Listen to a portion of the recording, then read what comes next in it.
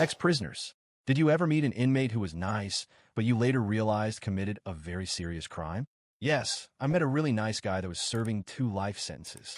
It was really hard for me to wrap my head around the idea, so I asked him about it. The guy was a Vietnam War vet. He was a tunnel rat, meaning that sometimes he had to belly crawl into holes to clear them with just the use of his boot knife. He got very efficient at it during his tour. Meanwhile, his tour was almost up and he was looking forward to coming home. However, he kept hearing stories about his sister being in an abusive relationship. He explained that normally he didn't involve himself in the details of other people's relationships, but this was his sister that he was very protective of, and he just didn't know how much he could tolerate knowing that she was in an abusive relationship after he'd spent years killing people just because they were the enemy. So he sent her a letter to break off that relationship in hopes he would never meet the guy that was abusing his sister. Eventually, he did return to the United States. He caught a cab from the airport to drive him home.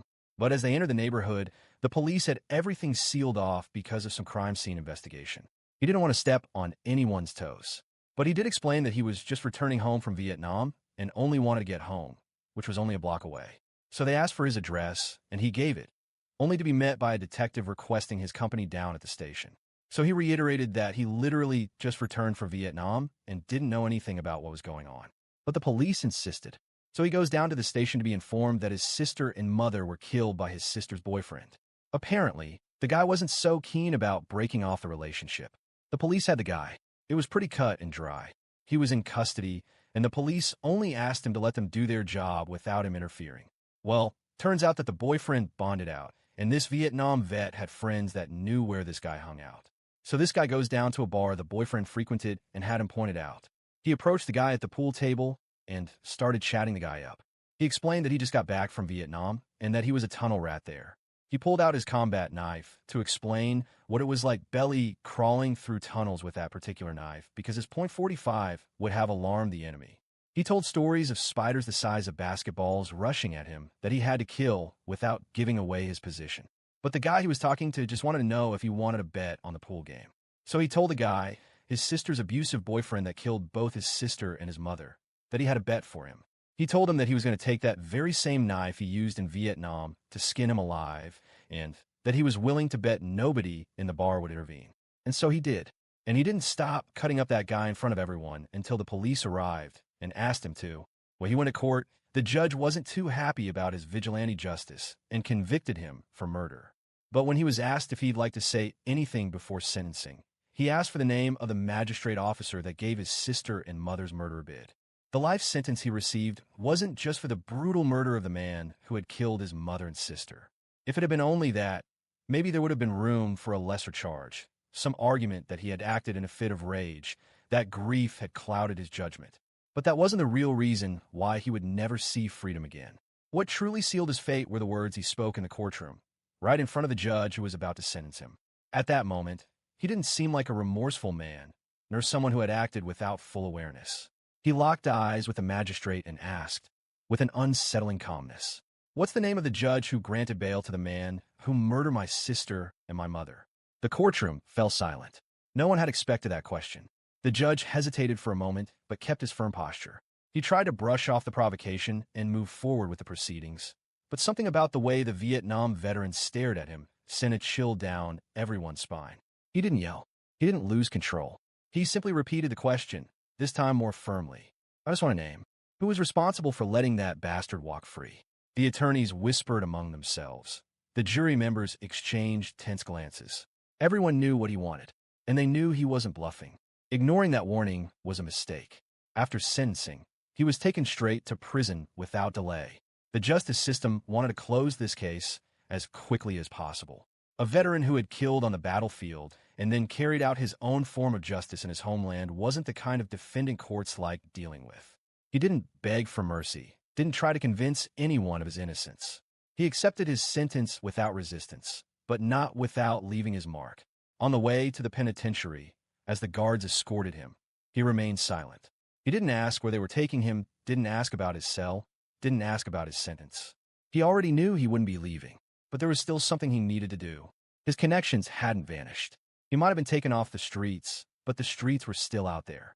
Old war comrades, people who owed him favors, men who still had loyalty to him. He had learned something in Vietnam. When a target needs to be eliminated, you don't have to pull the trigger yourself. It started as a whisper inside the prison. The name of the judge who had granted bail to the man who killed his family. He found out. He found out because, even behind bars, he knew exactly how to get information. He was patient, calculating, waiting for the right moment.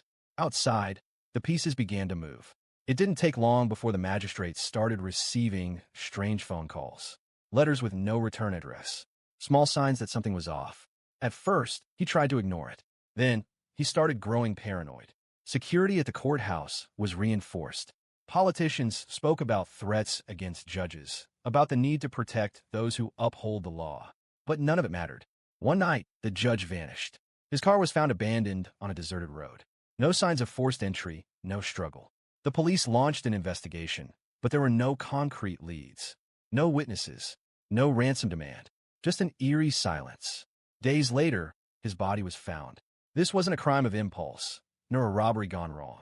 The judge had been killed in a methodical, almost ritualistic manner. The authorities tried to keep the details under wraps, but rumors began to circulate. He had been tortured before he died. Precise cuts, as if someone had been testing how much pain a man could endure before finally succumbing. Inside the prison, when the news reached him, the veteran simply smiled. He hadn't laid a finger on the man who had doomed his family. He hadn't dirted his hands, but that didn't mean he wasn't responsible. And now, no one knew who would be next. Inside the prison, he quickly became a legend. He wasn't just another inmate serving his sentence. He wasn't just another criminal, a thief, a con artist, or an impulsive murderer. He was different, and everyone knew it. Respect came naturally. Dangerous men, ruthless killers, gang leaders who ruled over the prison with absolute control, all looked at him with a mixture of admiration and fear. Everyone knew what he had done. It wasn't just the brutal execution of his sister's and mother's murderer. It was what had happened afterward. The fact that, even behind bars, he still had the power to make a judge disappear. That made him someone no one wanted to cross. Unlike other inmates, he didn't seek dominance. He had no interest in forming a gang, challenging the block leaders, or controlling the underground prison economy. He didn't need to. His name was enough. His history spoke for itself. There were criminals in that prison who had killed for drugs, for money, for territory. But he had killed for something that went beyond all that. Vengeance. Justice in the eyes of many. And the fact that he showed not a single ounce of remorse only made him even more terrifying. He never hid, never walked with his head down. He moved through the corridors as if he were still on the battlefield, as if he knew that if it came down to it, he could take down anyone around him without hesitation. The guard knew who he was too.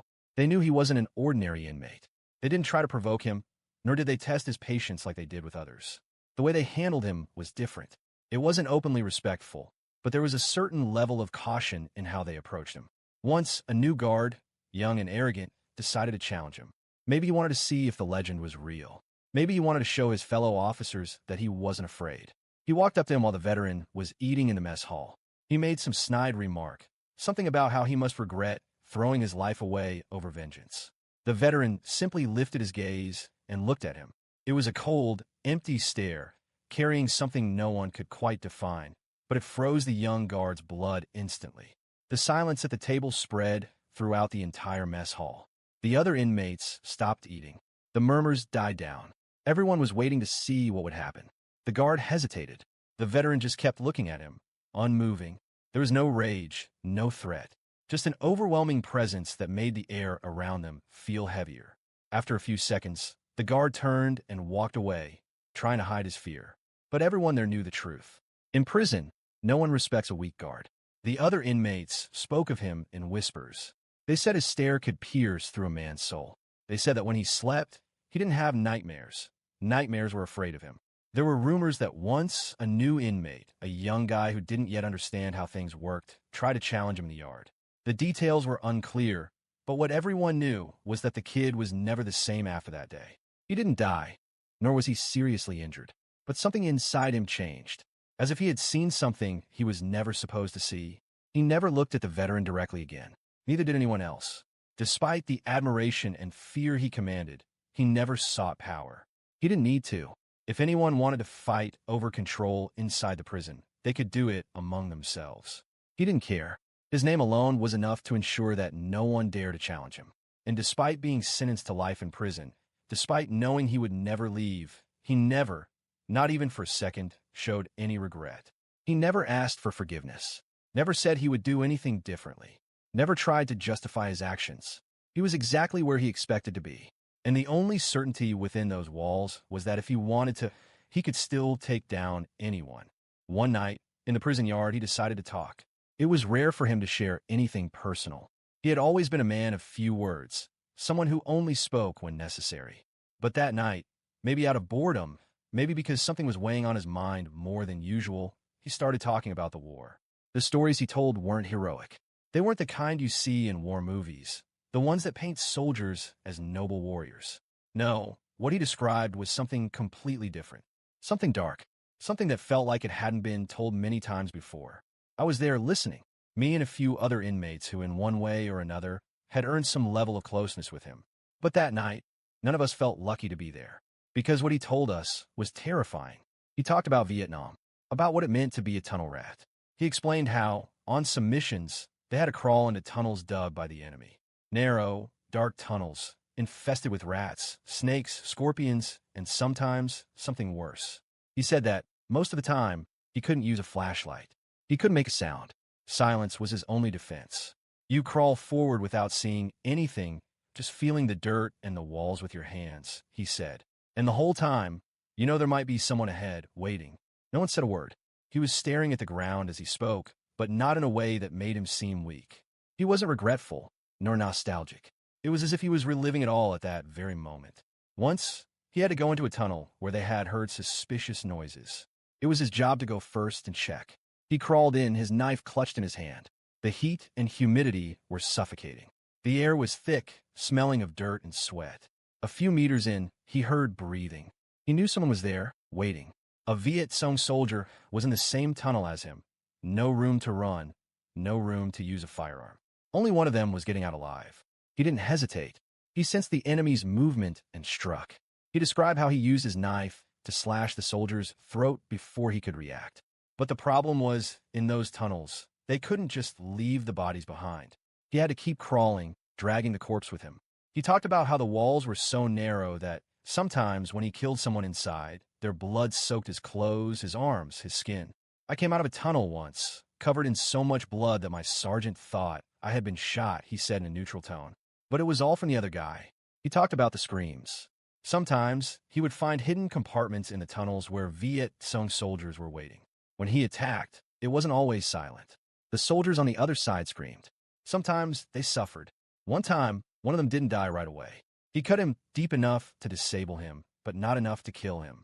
The man thrashed on the ground, choking on his own blood. The problem is, if he screamed, more would come, he explained. So I had to make him stop. He didn't need to say how. Everyone understood. There were stories he couldn't even fully tell. Once, while advancing through enemy territory, his platoon came across a village. They were ordered to eliminate any threats. He followed orders. But whatever he saw in that village haunted him for the rest of his life. He didn't go into details, but he made it clear that, in that place, he left a part of himself behind. He didn't take pride in it. He didn't try to justify it. He just said that after that day, he never slept properly again. The worst part wasn't what he did. It was the fact that, at the time, he felt nothing. It was just another day, he said. You do what you have to do, and then you move on. Someone asked if he felt any remorse. He was silent for a long time before answering. He didn't say yes, but he didn't say no either. After that night, no one ever asked him about the war again. Not because he told us not to, but because no one wanted to hear more. Another night, in the same prison yard, he spoke again. But this time, it wasn't about the war. He didn't talk about the tunnels or the men he had killed crawling through the darkness. This time, he spoke about his sister. It was the first time we heard him talk about her in detail. Until then, we all knew she had been murdered. We knew he had avenged her, and we knew that's why he was here. But we had never heard how it happened. We had never heard how he truly felt. That night, he gave us that answer. And what he said was something none of us would ever forget. He started by talking about their childhood. His sister was a few years younger, and he had always been the protective older brother. If someone made her cry, I handled it, he said, staring at the ground, as if seeing something beyond the worn concrete of the prison. Even after growing up, he never lost that instinct. When he left for Vietnam, still young, he promised himself he would come back whole, that he would protect his family as he always had. But when he returned, he realized he had failed. His sister had been trapped in an abusive relationship, and he knew it before he even set foot back home. He had received letters, heard the stories from his family. He tried to convince her to leave the man, wrote to her, telling her to end it. But life doesn't work the way we want. He never imagined things would go as far as they did. He came back expecting to see her, but instead, he found a massacre. He remembered the feeling he had when he saw the police blocking the street, when he heard the neighbors whispering, when he smelled something he recognized all too well. It wasn't a smell you forget. At the station, the detectives explained what had happened, speaking in cold, detached tones. But he could only think that this couldn't be real. But it was. His mother and sister had been brutally murdered by the man his sister had been desperately trying to escape. A coward who couldn't handle rejection and decided to end everything. He said he listened to the details of the crime as if he were hearing a report about a war in some distant land. But this war wasn't in some foreign country. It was his home, and the worst part? The killer was still alive. And soon, he would be free. When he found out the man had been released on bail, it was like something inside him shattered. There was no explosive rage, no outburst, just an absolute certainty, the kind a soldier feels when he receives an order. He knew exactly what he had to do, and so he found him. The man was in a bar, playing pool, drinking, living his life as if nothing had happened, as if he hadn't destroyed an entire family, as if his sister's blood wasn't on his hands. He walked up to him without rushing, sat nearby, watching him. The murderer didn't recognize him at first. To him, it was just another stranger making small talk. He told him about Vietnam, about the tunnels, about how a man can spend so long in the dark that he starts to see shadows differently. The bastard laughed, and in that moment, he decided it wouldn't be quick. He grabbed the man by the collar and slammed him onto the pool table. The entire bar fell silent. No one stepped in. No one moved. He pulled out his knife, the same kind of knife he used in Vietnam, the same kind he had used on men he had never met, men who were simply on the wrong side of a war. But this time, he knew his victim very well. He looked the man, his sister's murderer, right in the eyes and said calmly, "Now you're going to know what it's like to be in a tunnel, in the dark, alone, knowing that someone is there, waiting to kill you." And then he started cutting. He described the details without rushing, without emotion. It wasn't an act of blind fury. It wasn't an uncontrolled outburst. He knew exactly where to cut, to keep him conscious, to make him feel every second. "I didn't let him die quickly," he said, without looking at us. "I made him feel every moment." He talked about the smell of blood, about the way the man's body trembled, trying to resist, trying to beg, trying to escape the inevitable. And for the first time, he enjoyed killing someone. The war had never made him feel that way. In Vietnam, killing had been a necessity, a cold, mechanical act. He never took satisfaction from it. He never felt anything real, just the emptiness of a soldier following orders. But that night in that bar, it was different. He allowed himself to feel. And at the same time, it was the worst thing he had ever felt.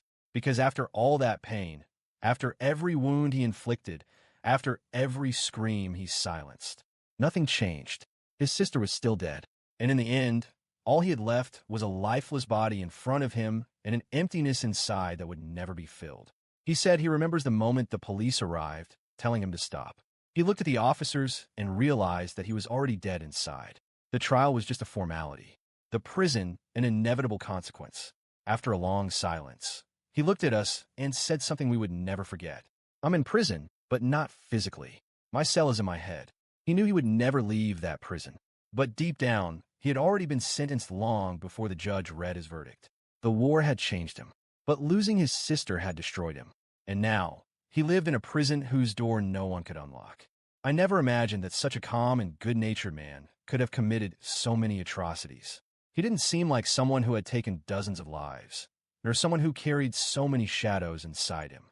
If you had seen him walking through the prison corridors, you would never have thought that he had killed men in the darkness of Vietnam's tunnels, that he had slowly carved apart his sister's murderer in the middle of a bar, or that his mind was a battlefield he never managed to escape from. He didn't try to impose his presence like other inmates. He didn't need to. The respect he commanded wasn't based on immediate fear, but on the certainty that he was not a man to be trifled with. Yet, unlike gang leaders, the killers who bragged about their crimes, or the thieves who spoke of their heists with pride, he never showed satisfaction in what he had done. He never smiled when telling his stories. He never tried to convince anyone he was a hero. He simply was. And maybe that's what made him unforgettable. The last time I saw him was the day I left prison. I had spent years inside, paying for my own mistakes, and he was one of the few who treated me like a person rather than just another criminal. But when the day came for me to leave, I realized I had no idea what to say to him. I found him in the yard, his usual spot, where he always sat in silence, watching everything, as if time didn't affect him. But time had affected him. He looked older, weaker. His once dark hair was completely white. His face had more wrinkles.